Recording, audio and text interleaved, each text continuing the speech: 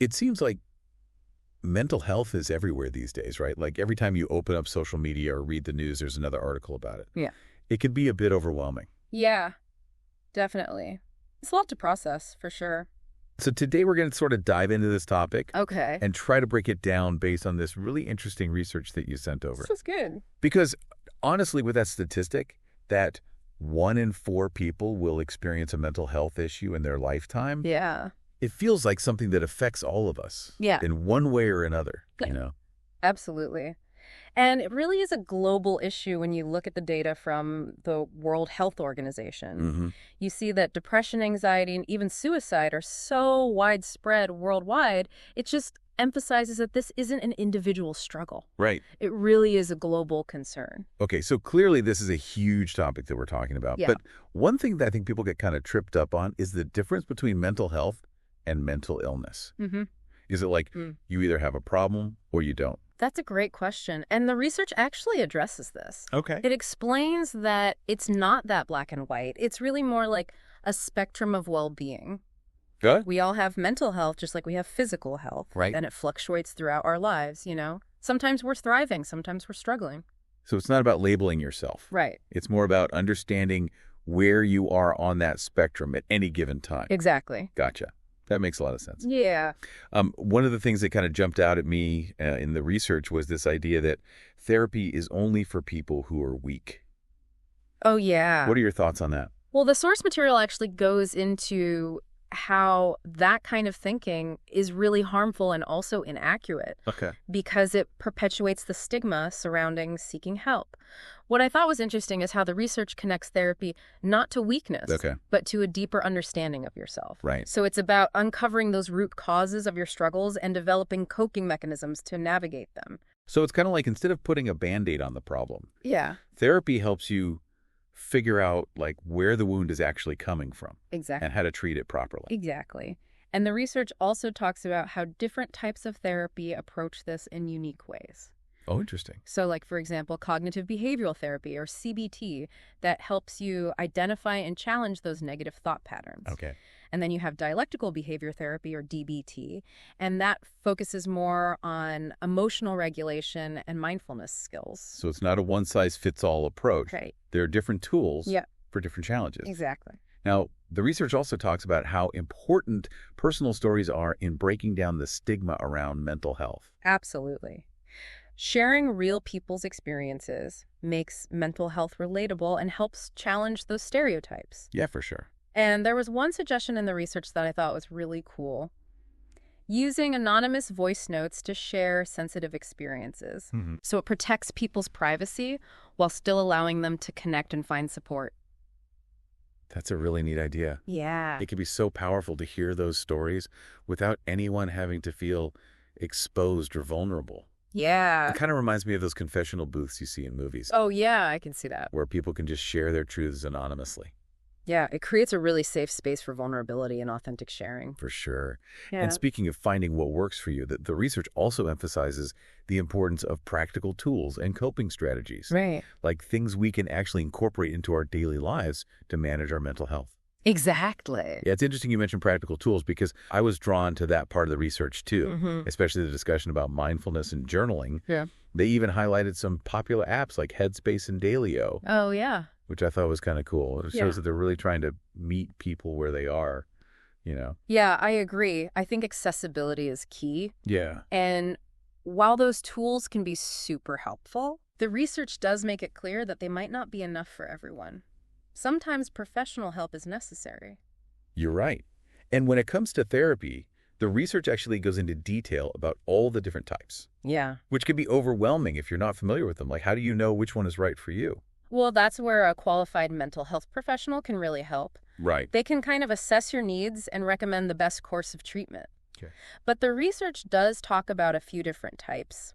Just to give you a quick overview, Yeah. there's cognitive behavioral therapy, CBT, Uh-huh. and that focuses on identifying and changing negative thought patterns. So CBT is kind of like retraining your brain Yeah.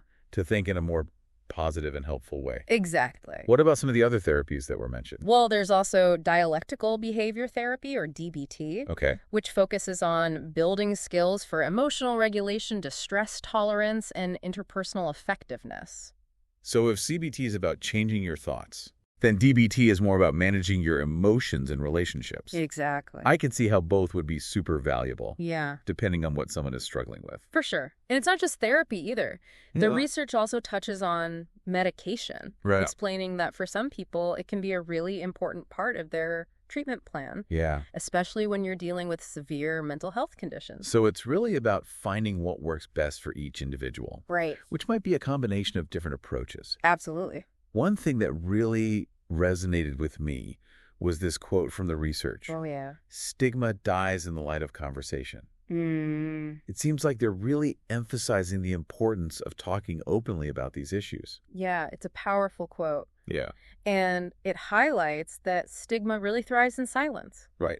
When we don't talk about mental health, it allows those misconceptions and stereotypes to just fester. You know, when you put it that way, Yeah. it makes me think of all those harmful myths that are still so prevalent, like that men shouldn't cry.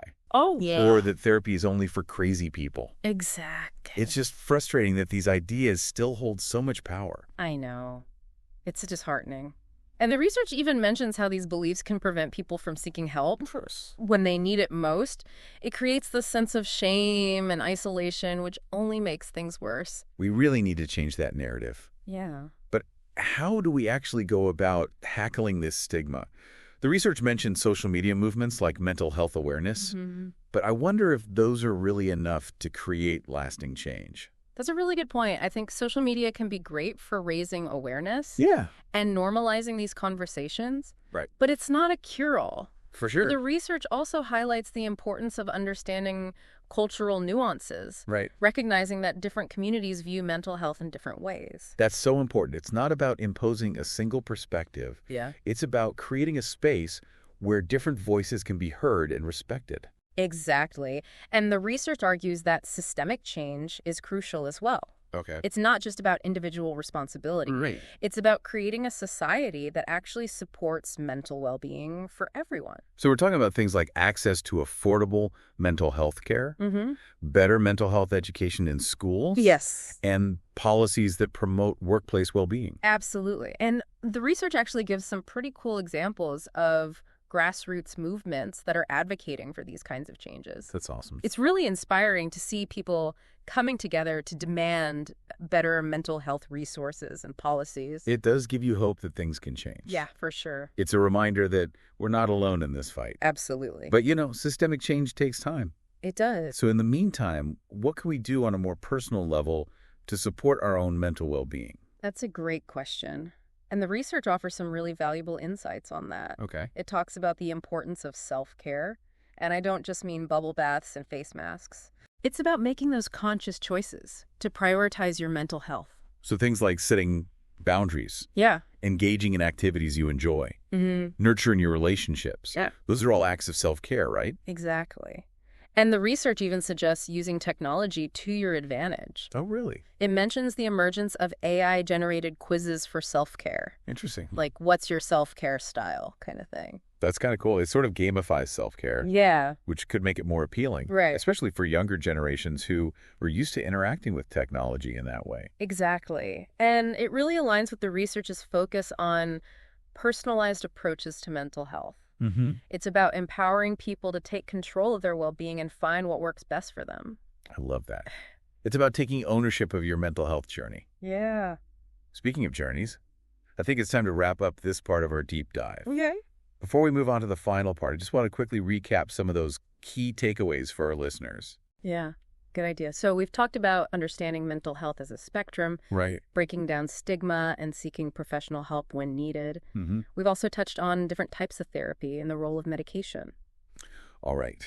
So we're back for the last part of our mental health deep dive. Mm-hmm. And, you know, I was thinking about something we talked about earlier, Yeah. the power of those personal stories Mm-hmm. and how the research suggested using like anonymous voice notes to share those experiences. Oh, yeah, I remember that. It was a fascinating idea. Yeah. It really highlights the need for those safe spaces where people can be vulnerable Right. without worrying about being judged. It's like having a virtual support group where everyone can feel heard and understood Yeah, without having to worry about who knows their story. exactly. It takes away the pressure of having to be open about their struggle, Right. which can be a huge barrier for so many people. And it allows people to share more diverse perspectives Yes. since they can participate without revealing their identities. Absolutely.